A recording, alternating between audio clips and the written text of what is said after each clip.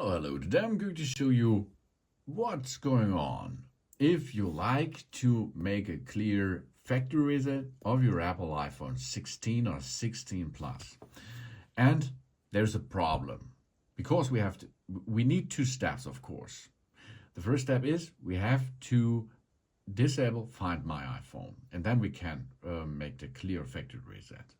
But if it is gray over day, so you cannot disable this, then you have a problem, of course. If you now make the clear factory reset of that device, the new owner needs your Apple ID because the iCloud lock will be enabled.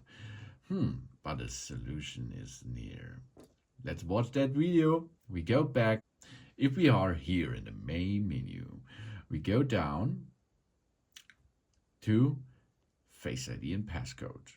Now we have to enter our passcode of our device. After we enter the passcode, we go to Face ID and passcode, as you can see, and then swipe down.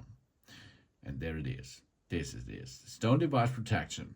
This is another level of good protection, of course, but this is the problem of you, or not of you, the problem for you. So here we are.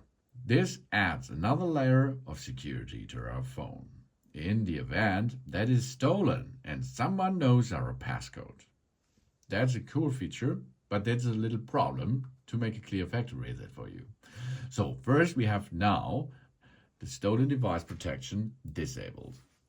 Security delay in progress is here in this case. That means we will get a notification when the security delay ends, and we will then be able to turn off the stolen device protection. That's a cool thing.